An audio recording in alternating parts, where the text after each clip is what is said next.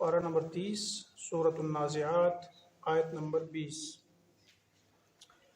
اعوذ باللہ من الشیطان الرجیم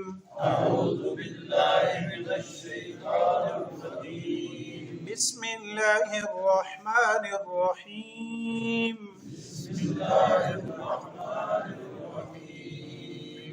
فأراه الآية الكبرى فكذب وعصى ثم أدبر يسعى فحشر فنادى فقال أنا ربكم الأعلى فأخذه الله نكال الآخرة والأولى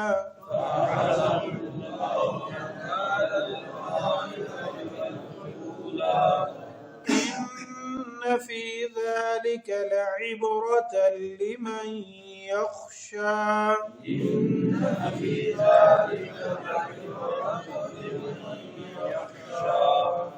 صدق اللہ العظیم۔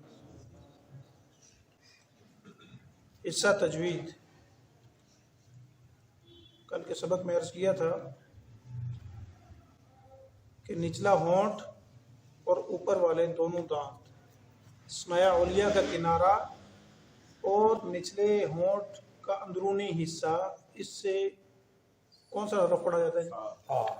فا پڑھا جاتا ہے۔ اور دونوں ہونٹ جب آپس میں ملتے ہیں، ان کا خشکی والا حصہ جب آپس میں ملے تو با اور میم پڑھا جاتا ہے، با اور میم۔ اور اگر یہ ہونٹ تھوڑے سے گول ہوں، راؤنڈ کر کے اگر پڑھا جائے تو یہاں سے واو پڑھا جاتا ہے۔ کیا حرف پڑھا جاتا ہے جی؟ واو پڑھا جاتا ہے۔ آج کا جو حرف ہے وہ ہے میم۔ یہ با کے ساتھ جب دونوں ہونٹ آپس میں ملے، خشکی والا حصہ، تو میم پڑھا جاتا ہے۔ لیکن میم پڑھتے ہوئے ہلکا سا ناک کا استعمال بھی ہوتا ہے، میم، ٹھیک ہے۔ حصہ ترجمہ۔ فَأَرَاهُ الْآيَةَ الْكُبْرَى، موسیٰ علیہ السلام نے فرعون کو ایک بڑی نشانی دکھلائی۔ فَكَذَّبَ وَعَصَى، پھر بھی اس نے جھٹلایا اور بات نہ مانی۔ ثُمَّ أَدْبَرَ يَسْعَى، واپس پلٹا دوڑ دھوپ کرنے کے لیے، یا واپس پلٹا کوشش کرنے کے لیے۔ فَحَشَرَ فَنَادَى، اکٹھا کیا سب کو اور آواز دی، کہا انا ربکم الاعلی، میں تمہارا بڑا پروردگار ہوں، بڑا رب ہوں۔ فأخذہ اللہ نکال الآخرة والأولی، اللہ نے اس کو دنیا اور آخرت کے عذاب میں مبتلا کر دیا۔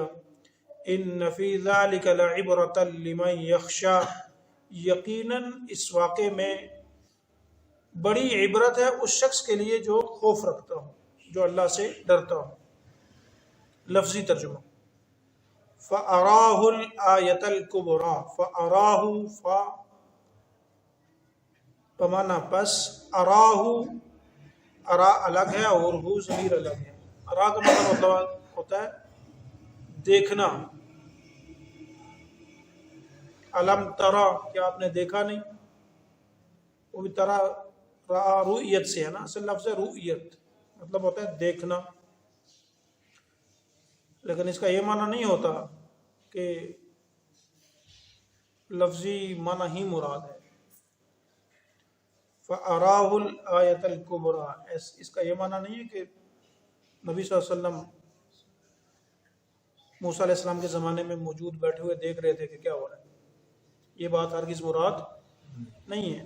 لفظی معنی ہوتا ہے اراہ، ارا بمعنی دیکھنا، لیکن تفسیری ترجمہ یہاں ہو رہا ہے کہ آپ کو معلوم نہیں، وہ ضمیر راجع ہے موسیٰ علیہ السلام کی طرف۔ هل اتاک حدیث موسیٰ، کہ موسیٰ علیہ السلام نے، الآیہ معجزہ مراد ہے۔ ویسے لفظی طور پر معنی ہوتا ہے نشانی، قرآن میں بھی آیت نشان لگا ہوتا ہے نا، اس کو آیت اسی لیے کہتے ہیں کہ نشانی ہے، اور یہاں نشانی سے مراد کیا ہے جی؟ معجزہ مراد ہے۔ الکبریٰ، وہ نشانی، وہ معجزہ کیسا تھا؟ بہت بڑا معجزہ تھا۔ وہ معجزہ کیا تھا؟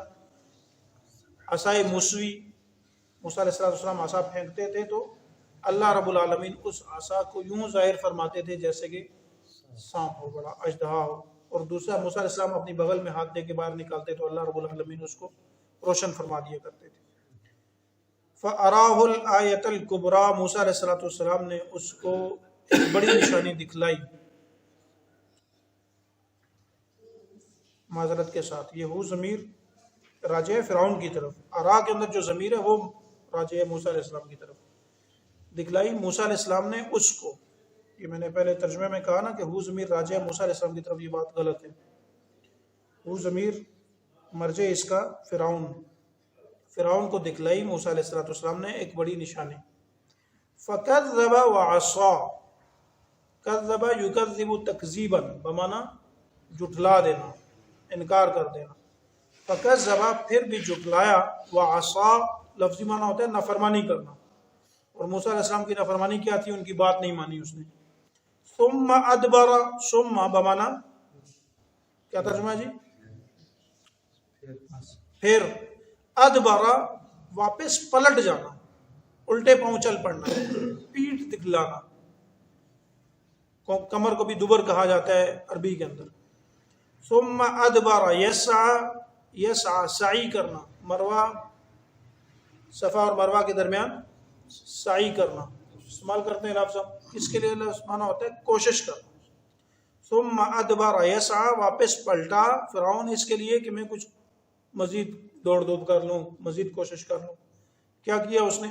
فحشر فنادا، پس اکٹھا کیا اپنی قوم کو۔ حشر بلکہ ہم کہتے ہیں نا حشر کا دن ہوگا تو اس کو بھی اسی لیے کہتے ہیں کہ سب محشر میں سارے کیا کر دیے جائیں گے جی؟ جمع کر دیے جائیں گے۔ فحشر اکٹھا کیا، فنادا پس پکارا، کہا، فقال پس کہا، انا میں، ربکم تمہارا پروردگار، تمہارا رب، الاعلی جو کہ بہت بڑا ہے۔ فاخذہ، اخذ یؤخذ بمعنی ہوتا ہے پکڑ لینا، پس اللہ نے پس پکڑا ہو اس کو، اللہ تعالی نے، نکال الآخرتی آخرت کے عذاب میں، والاولا اور دنیا کے عذاب میں۔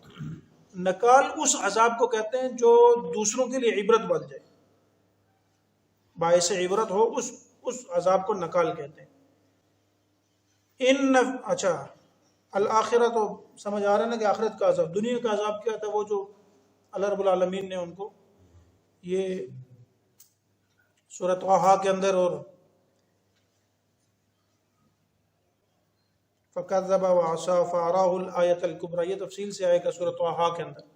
اور فَأَخَذَهُ اللَّهُ نَكَالَ الْآخِرَةِ وَالْأُولَىٰ، یہ زیادہ تفصیلاً آیا ہے سورہ 19ویں پارے کے اندر، سورہ شعراء کے اندر یہ آیا ہے تفصیل سے کہ اللہ نے عذاب کیسا دیا تھا۔ 9 عذابوں کا تذکرہ تو سورہ اعراف میں بھی ہے کہ اللہ رب العالمین نے جب وہ کھانا کھاتے تو دیکھتے کہ خون ہی خون ہے، مینڈکیں، تو وہ عذاب بھی آئے تھے۔ ان فی ذالک لعبرۃ، ان بے شک یقیناً، فی ذالک اس میں جی یہ جو بات پیچھے بیان ہوئی ہے، لعبرۃ عبرت ہے، لمن اس شخص کے لیے، یخشا جو خشیت رکھتا ہے، جو اللہ سے خوف رکھتا ہے۔ حصہ تفسیر، یہ آیات کل والے سبق کا تتمہ ہے۔ گزشتہ سبق میں حضرت موسیٰ علیہ السلام کا واقعہ چلا آ رہا تھا، نبی کریم علیہ السلام کو اللہ رب العالمین نے تسلی دی کہ میرے محبوب، یہ مکہ والے، یہ قریش والے آپ کو تکلیف دیتے ہیں، آپ کا ٹھٹھا اور مذاق اڑاتے ہیں۔ انہوں نے کہا تھا نا، یقولون انا لمردودون فی الحافرہ اذا کنا عظاما نخرہ، نبی صلی اللہ علیہ وسلم فرمایا کرتے تھے کہ اللہ تمہیں دوبارہ اٹھائیں گے، تو مذاق اڑاتے کہ اللہ میں اس وقت اٹھائیں گے جب ہم ہڈیاں ہو جائیں گے، ٹھٹے کرتے تھے نا۔ تو نبی صلی اللہ علیہ وسلم کو اللہ نے تسلی دی کہ موسیٰ علیہ السلام کے ساتھ بھی فرعون نے بڑی زیادتی کی، اس کے ساتھ بھی موسیٰ علیہ السلام کو بڑا پریشان کیا، لیکن موسیٰ علیہ السلام نے صبر کیا۔ تو آپ بھی صبر رکھیے۔ کل بھی میں نے عرض کی تھی نا کہ جب آدمی ذہنی طور پر کوئی معلومات اس میں آ جائیں اور اس میں آدمی کو کسی بات کا پتہ چل جائے تو آدمی کو تھوڑی تسلی ہو جاتی ہے. جیسے تعزیت کے موقع پر ہم جاتے ہیں کسی کو تعزیت کے لیے، کوئی بیمار ہو عیادت کے لیے کہ اللہ بہتر کرے گا، آپ جلد ٹھیک ہو جائیں گے، تو دل بڑا ہونے کے ساتھ ساتھ جسم میں طاقت آتی ہے.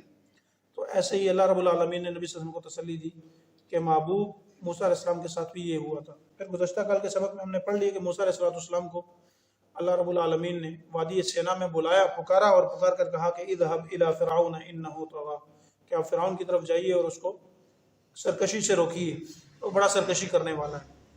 تو موسیٰ علیہ السلام نے جا کر کیا کیا وہ آج کے سبق میں ہے. فَأَرَاهُ الْآيَةَ الْكُبْرَى، موسیٰ علیہ السلام نے اس کو جا کر اپنے معجزات دکھائے. الآیت الکبریٰ سے مراد معجزات ہیں، اور وہ معجزات دونوں میں نے عرض کیا آپ کے سامنے کہ عصا موسیٰ علیہ السلام عصا پھینکتے اللہ کے حکم سے، اللہ کے آرڈر سے، وہ عصا کیا بن جایا کرتا تھا؟ سانپ بن جایا کرتا تھا. اور دوسرا موسیٰ علیہ السلام اپنے بغل میں ہاتھ دے کر باہر نکالتے تو چمک اٹھتا تھا. تو دونوں معجزات موسیٰ علیہ السلام نے اس کو دکھلائے. اس کے باوجود بھی کھلی آنکھوں سے اس نے نشانی دیکھی اور دیکھنے کے باوجود فَكَذَّبَ وَعَصَىٰ، اس نے جھٹلایا اور بات کو نہ مانا. اب اگر ہم اپنے آپ کو یہاں رکھ کے دیکھیں نا کہ ہمارے سامنے کا جب دین کا، یہ آیات ہمارے لیے نہیں ہے کہ میں عرض کر دوں، لیکن مطابقت ضرور ہے، مناسبت ضرور ہے. وہ بھی دین کا حکم تھا، دین ان کے سامنے، فرعون کے سامنے دین آیا لیکن نہیں مانا. تو ہم اپنے آپ کو رکھ کے دیکھیں کہ جب ہمیں پتہ چل جائے کہ اللہ کا حکم یہ ہے تو ہم کتنا عمل کرتے ہیں. ہم سارے ماشاءاللہ پڑھے لکھے لوگ ہیں، پتہ ہوتا ہے کہ صحیح کیا اور غلط کیا ہے. ایک حدیث میں آتا ہے ویسے بھی اللہ رب العالمین نے ہمارے اندر جو مشین فٹ کی ہے نا دل کے، جسے دل کہتے ہیں، یہ ایسی مشین ہے. نبی صلی اللہ علیہ وسلم نے فرمایا کہ سب سے بڑا مفتی تمہارا دل ہے. یہ پہلے سے ہمیں بتانا شروع کر دیتا ہے، الارم دینا شروع کر دیتا ہے کہ یہ غلط ہے. اور غلط چیز کی پہچان پہلے سے دل کے اندر نا کھٹکا پہلے ہی پیدا ہو جاتا ہے. تو اب دیکھنا یہ ہے کہ ہمارے سامنے کسی دین کی بات کا حکم آ جائے، ہمیں تو پتہ ہوتا ہے نا کہ یہ غلط ہے اور یہ صحیح ہے. سوال یہ پیدا ہوتا ہے کہ ہم اس کو کتنا مان لیتے ہیں. اتھینٹک تو وہ ہے ہی ہے، قرآن میں ہے، حدیث میں ہے، دین کا حکم ہے، اس کی اتھینٹسٹی میں کوئی شک شبہ نہیں ہوتا. لیکن بات کہاں رکتی ہے آ کر کہ ہمارا ایکشن کیا ہے. باتیں ہم اتنی بڑی بڑی کرتے ہیں کہ المان والحفیظ، ہم سے بڑا علامہ کوئی نہیں ہے. لیکن وہ محاورہ بھی ہے نا، ایکشن لاؤڈر دین ورڈز، کہ آپ کا عمل آپ کی باتوں پر زیادہ مضبوط ہوتا ہے. ہم تقریریں کرتے ہیں اتنی بڑی بڑی اور عمل جو ہے نا ہماری باتوں کے خلاف ہوتا ہے. تو جب بھی دین کا حکم ہمارے سامنے آ جائے ہم نہ مانیں تو مطلب ہے کہ ہمارا سٹائل وہی ہے جو فرعون کا تھا. اس کے سامنے بھی میں اپنے آپ کو فرعون کے ساتھ نہیں ملا رہا ہوں، لیکن اس بات کی اہمیت ضروری ہے کہ ہمارے سامنے دین کا حکم آئے اور ہم اس کو نہ مانیں، ہم اس کو انکار کر دیں. ایک ہوتا ہے نا کسی بات کا نہ پتہ ہونا، یہ ایک الگ معاملہ ہے. ہم سارے مسلمان ہیں، ہمیں پتہ ہوتا ہے. پھر میں نے عرض کر دی کہ اللہ نے ہمارے اندر ایک ایسا سسٹم رکھا ہے کہ جو پہلے سے کھٹکا بتانا شروع کر دیتا ہے کہ کچھ ہونے والا ہے، یہ غلط ہے اور یہ صحیح ہے. لیکن ہم غلط کام کو دھڑلے سے کر لیتے ہیں، یہ انتہائی غلط ہے. فَكَذَّبَ وَعَصَىٰ، یہ اس کی حالت بیان فرمائی اللہ نے فرعون کی. کہا کہ اس کے باوجود بھی اللہ نے اس کو معجزہ دکھایا موسیٰ علیہ السلام کے ذریعے سے. اور ہمارے سامنے معجزہ کیا ہے جی؟ یہ جو قرآن ہم پڑھتے ہیں یہ کیا ہے؟ یہ معجزہ ہی ہے نا. یہ نبی علیہ السلام کا معجزہ ہمارے سامنے موجود ہے. اس کے اندر ہے کہ یہ کام کرو یہ نہ کرو. لیکن فرعون نے کیا کیا؟ فَكَذَّبَ، اس کو جھٹلا دیا. یہ اللہ کا ہمارے اوپر فضل ہے کہ ہم تکذیب نہیں کرتے، ہم تصدیق کر لیتے ہیں، مان لیتے ہیں کہ واقعہ یہ ہے بات. لیکن اس سے بڑا جرم یہ ہے کہ ہم مان کر کہتے ہیں کہ یہ کام نہیں کرنا. لیکن بات کو جھٹلا دینا کہ یہ ہے ہی نہیں ہے، یہ تو کفر ہے سیدھا سیدھا. لیکن ہم جھٹلاتے نہیں ہیں، مان لیتے ہیں کہ یار یہ بات دین میں ہے، قرآن میں ہے، حدیث میں ہے. لیکن اگلی بات نا وہ سیم ہے کہ ہم نافرمانی کرتے ہیں. جان لیتے ہیں کہ اللہ کا حکم ہے، تصدیق بھی کرتے ہیں، لیکن فعلاً اس کا انکار کرتے ہیں، عملاً اس کا انکار کرتے ہیں. زبان سے تو مانتے ہیں، دل سے مانتے ہیں، دماغ سے مانتے ہیں. لیکن ایک اور بات میں عرض کر دوں، بعض لوگ معجزات کا انکار کرتے ہیں. کہ ہمارے عقل میں نہیں آتا. جیسے آج کے بھی بہت بڑے بڑے مجتہد بیٹھے ہوئے ہیں فیس بک کے اوپر، اور کوئی جگہ نہیں ملی، تو کیا کہتے ہیں جی یہ چیز ہماری عقل میں نہیں آتی کہ موسیٰ علیہ الصلوۃ والسلام ایک سوٹی پھینکا کرتے تھے، لاٹھی ہوا کرتی تھی، ہمارے ہاں کھوڑیاں، یہ ممبر کا عصا، یہ زمین پہ پھینکو تو کیسے سانپ بن جاتا ہے. کہیں بھی اس بات کا تذکرہ نہیں ہے کہ موسیٰ علیہ السلام کرتے تھے. موسیٰ علیہ الصلوۃ والسلام کے ہاتھ کے اوپر کون کرتا تھا جی؟ اللہ کیا کرتے تھے. تو جو اللہ سورج کو، ایک آگ کو آسمانوں کے اوپر بغیر کسی سہارے کے چمکا سکتا ہے، بغیر عامد ترونہا، آسمانوں کو بغیر ستونوں کے کھڑا کر سکتا ہے، اور لاٹھی کو سانپ کیوں نہیں بنا سکتا؟ پھر ہم دلیل دیتے ہیں کہ موسیٰ علیہ الصلوۃ والسلام جب پار ہوئے دریا سے تو چاند کی چاندنی جب پڑتی ہے تو لہریں باہر کی طرف آتی ہیں، اور سورج کی روشنی جب پڑتی ہے تو لہریں اندر کی طرف جاتی ہیں. تو موسیٰ علیہ الصلوۃ والسلام جب پار کر رہے تھے تو لہریں اندر کی طرف تھی، لہذا راستہ بنا، وہ پار ہو گئی. تو یہ عقلی تطبیقیں ہماری، اور یہ غلط ہے. یہ کیا ہے جی؟ غلط ہے. جو معجزہ ہوتا ہے نا، وہ معجزے کو معجزہ کہتے ہی اس لیے ہیں کہ وہ خلاف عقل ہوتا ہے، وہ عقل میں نہیں آیا کرتا. کرامت، معجزات نبی کے ساتھ خاص ہوتے ہیں، اور کرامت وہ کسی بھی ولی اللہ کے ہاتھ پر، کسی بھی اللہ کے ولی کے ہاتھ پر کرامت ظاہر ہو سکتی ہے. کرامت کہتے ہی اس کو ہیں جو خلاف عقل ہو. جو چیز ترتیب سے ہو نا، ایک نظم کے تحت ہو، اس کو کرامت اور اس کو معجزہ کہتے ہی نہیں ہے. وہی چیز عقل میں آتی ہے جو ترتیب سے ہو، جو خلاف ترتیب ہوگی، خلاف نظم ہوگی، خلاف عقل ہوگی، وہی اسی کو تو معجزہ کہتے ہیں. تو لہذا معجزے کا عقل میں آنا اور نہ آنا، اس کا تو سوال پیدا ہی نہیں ہوتا. تو موسیٰ علیہ السلام نے اس کو معجزات دکھائے، فکذب وعصا، اس کو جھٹلایا بھی اور نافرمانی بھی. نافرمانی کیا تھی؟ کہ نبی کی بات کا انکار کر دینا. اور ہمارے سامنے سنت آئی تو پھر ہم اس کو مان لیتے ہیں نا. اللہ میں عمل کی توفیق نصیب فرمائے. ثم ادبر یسعی، وہ جب مرغی ذبح کرو پھڑپھڑاتی ہے. آخری جس بھی مشکل وقت میں آدمی آتا ہے نا، تو کوشش ہوتی ہے ہاتھ پاؤں مارنے کی، کوشش کرتا ہے کہ کسی طرح یہاں سے بچ جاؤں. تو قرآن کہتا ہے فرعون نے بھی بڑے ہاتھ پیر مارے کہ کسی طرح سے میں کوئی نہ کوئی تدبیر کر لوں. اور اس نے کیا کیا؟ اپنی قوم کو اکٹھا کیا. اکٹھا کرو سب کو، آج وزیر اعظم صاحب کا خطاب ہونے والا ہے. فحشر فنادا، قوم کو اکٹھا کر کے ان کو آواز لگائی. اور وہ آواز کیا تھی؟ اس کی تقریر کیا تھی؟ اس کا خطاب کیا تھا؟ فقال انا ربکم الاعلی، کہ میں تمہارا بڑا رب ہوں، میں تمہارا بڑا رب ہوں. اللہ کہتے ہیں فاخذہ اللہ نکال الاخرۃ والاولی، اللہ نے کہا تو رب نہیں ہے. رب تو وہ ہے جس کو کسی ذات نے پیدا نہیں کیا. قل هو اللہ احد اللہ الصمد لم یلد ولم یولد، جو بے نیاز ہے، جس ساری دنیا اللہ کی محتاج ہے، حتیٰ کہ ہوا اور پانی بھی بہنے میں اللہ کا محتاج ہے. اور جو ذات کسی کی محتاج نہیں ہے اس کو رب کہتے ہیں. اور فرعون کو اللہ نے بتایا کہ تو رب نہیں ہے، تیرے اندر سانس چلتا ہے، یہ اندر جائے تو باہر آنے میں میرا محتاج ہے، میں چاہوں تو باہر آئے گا، اور باہر آ جائے تو واپس لے جانے میں بھی میرا محتاج ہے، میں چاہوں گا تو واپس جائے گا، وگرنہ نہیں جا سکتا. پھر اللہ نے دنیا میں ہی کیا کیا؟ پکڑ لیا عذاب میں. وہ نو عذاب تو وہ ہیں جن کا تذکرہ 9ویں پارے میں آپ پڑھیں گے. کھانا کھانے لگتے تو خون، مینڈک، چڑیاں، یہ عذاب اللہ نے ان پر مسلط کر دی. اور دوسرا بڑا عذاب کیا تھا؟ اللہ نے غرق کیا پانی کے اندر. اسی پانی سے موسیٰ علیہ السلام نے دریا کو عبور کیا، اللہ نے بچا لیا، اللہ پار لے گئی. اور جب ان کا نمبر آیا تو پوری قوم کو اللہ نے غرق کر دی. نکال کہتے ہیں اس عذاب کو، میں نے ترجمے میں بھی عرض کی تھی کہ جو دوسروں کے لیے باعث عبرت بن جائے. اور اللہ رب العالمین نے عبرت کائنات اس زمانے کے لوگوں کے لیے نہیں کہ فرعون کے زمانے کے جو لوگ تھے فقط ان کے لیے عبرت ہو، اللہ نے تا قیامت کے لیے عبرت بنا دی. اور ساتھ اللہ نے مہر بھی لگا دی کہ ان فی ذلک لعبرۃ لمن یخشی، کہ قرآن پڑھنے والوں، یہ تاریخ کی کتاب نہیں ہے، یہ سٹوری بک نہیں ہے، یہ واقعات پڑھنے کی کتاب نہیں ہے، یہ قرآن اس لیے ہے کہ اس سے عبرت حاصل. اس واقعے میں تمہارے لیے بڑی عبرت ہے. اور سب سے بڑی عبرت اس واقعہ فرعون کے اندر، وہ حکومت کیسے چلاتے ہیں، یہ عبرت ہے. بہت سارے واقعات ہیں نا قرآن میں، بہت سارے واقعات بیان ہوئے، ہر واقعے کی کوئی خاصیت ہوتی ہے. قوم لوط کو پڑھیں گے تو وہاں ایک گناہ کی خاصیت ہے، اس قوم میں کیا گناہ پایا جاتا تھا۔ قوم شعیب کو پڑھیں گے، حضرت شعیب علیہ السلام کا واقعہ، اس قوم کا بھی ایک گناہ خاص پوائنٹ آؤٹ کیا گیا کہ وہ کون سے گناہ میں مبتلا تھے، کم تولا کرتے تھے۔ ایسے ہی قوم فرعون کا جو تذکرہ ہے نا، یہ بھی ایک خاص گناہ کے لیے، اور اس گناہ کا بڑا پوائنٹ کیا تھا کہ وہ بادشاہت کو ربوبیت بنا بیٹھے تھے، ان کا طرز حکومت ٹھیک نہیں تھا۔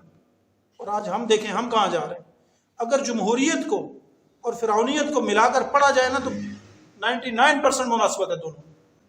یہاں بھی انسانوں کو گنا جاتا ہے، وہاں بھی انسانوں کو گنا جاتا تھا، کسی کو کوئی اوقات نہیں ہے انسان کی۔ یہ قرآن کا اور اسلام کا دعویٰ ہے کہ ایک انسان پوری کائنات سے افضل ہے، اور ایک انسان کو بچا لینا ایسا ہے کہ گویا پوری انسانیت کو بچا لیا، جبکہ جمہوریت میں ایسا نہیں ہے۔ تو طرز حکومت وہی ہے جو فرعون کا تھا، وہی جمہوریت کا۔ 100% تو نہیں کہہ سکتے، لیکن قریب ہے۔ بہت ساری چیزیں آپس میں مناسبت رکھتی ہیں۔ تو جب تک گناہ سے توبہ نہیں کریں گے بچیں گے نہیں۔ جتنی بھی قوموں کے اوپر عذاب آیا نا، یہ آپ نے پڑھا نا کہ فرعون کی قوم کے اوپر عذاب آیا، فَأَخَذَهُ اللَّهُ نَكَالَ الْآخِرَةِ وَالْأُولَىٰ۔ اللہ نے کسی بھی قوم کو اس وقت تک عذاب نہیں دیا جب تک وہ اجتماعی گناہ میں مبتلا نہیں تھی۔ انفرادی گناہ میں اگر کوئی مبتلا ہوتا نا، اللہ درگزر کر دیا کرتے تھے۔ ایک دو کا گناہ ہوتا تو کبھی بھی کسی قوم کے اوپر عذاب نہیں آیا، تاریخ میں نہیں ہے، قرآن میں نہیں ہے، حدیث میں نہیں۔ عذاب تب آیا کرتا تھا جب پوری قوم اجتماعی طور پر کسی گناہ میں ملوث ہوا کرتی تھی۔ اور ہماری قوم بھی پوری اگر اجتماعی طور پر کسی گناہ میں مبتلا ہے تو وہی حکومت اور سیاست ہے۔ اور ہمارا نعرہ یہ ہے کہ ملک ترقی کرے گا، فلاں پارٹی کو ووٹ ڈالیں گے اور فلاں پارٹی کو ووٹ ڈالیں گے۔ اور ہم نے پس پش ڈال رکھا ہے قرآن و حدیث کو، دین کو پس پش ڈال رکھا ہے۔ جب تک اس کو سامنے نہیں لے کے آئیں گے کبھی بھی آگے نہیں بڑھ سکتے۔ یہ الگ بات ہے کہ دنیا میں ہمارے اوپر عذاب نازل نہیں ہوتا، اس لیے کہ نبی کریم صلی اللہ علیہ وسلم کی دعا کو اللہ نے قبول فرمایا، اور ان کی دعاؤں کی تو خیر اللہ نے ہمیں بچا رکھا ہے۔ لیکن عذاب نہیں آتا تو اس کا یہ مطلب تو نہیں ہے کہ ہم اسی راستے پر چل کر ترقی کریں گے، ایسا کبھی بھی نہیں ہو سکتا۔ اللہ تعالیٰ سے دعا ہے کہ اللہ ہمیں قرآن سمجھ